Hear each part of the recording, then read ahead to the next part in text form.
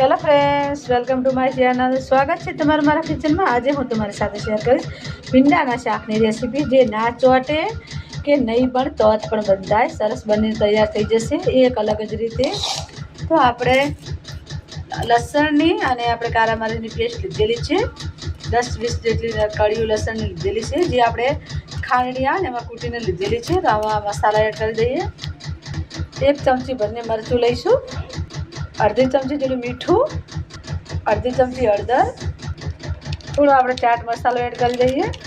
ગજાનનનો ચાટ મસાલો છે।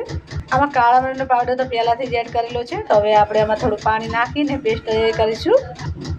જરૂર મુજબ પાણી લઈશું। હવે મિક્સ કરી દઈએ સરસ, ચમચાથી સરસ પેસ્ટ બનાવી દઈએ। પેસ્ટ સરસ તૈયાર થઈ જશે। તો હવે આપણે વઘારની તૈયારી કરી દઈએ। એક તપેલી લીધી છે આપણે વઘાર કરવા માટે।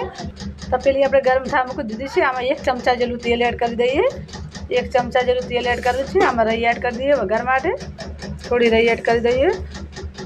રાઈ સરસ ફૂટી ગઈ છે। તો હવે આમાં આપણે પેલું પેસ્ટ જે બનાવી મૂકી છે ને મરચાંની એ એડ કરી દઈએ।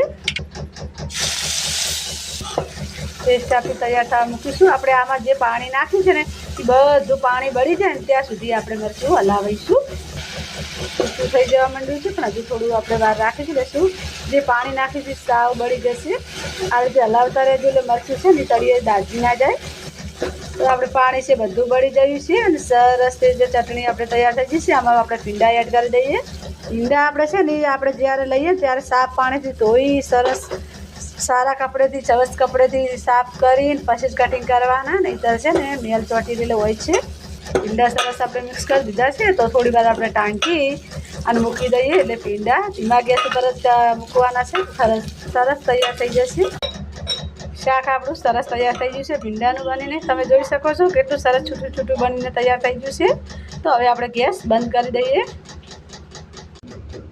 તૈયાર થઈ ગયું છે ફ્રેન્ડ્સ આપણું શાક બનીને ભીંડાનું। તો તમે જોઈ શકો છો કેટલું સરસ બની ગયું છે અને કેટલું છૂટું છૂટું બની ગયું છે। આ રીતે તમે બનાવશો તો સરસ તમારું શાક બનીને તૈયાર થઈ જશે। જરાય પણ ચીકણું નહીં બને। અને મારી રેસીપી જો તમને પસંદ આવે તો પ્લીઝ લાઈક કરજો, શેર કરજો અને મારી ચેનલને સબસ્ક્રાઈબ કરજો। અને તો ફરી મળીશું એક નવી રેસીપી સાથે। ત્યાં સુધી આવજો। જય શ્રી કૃષ્ણ।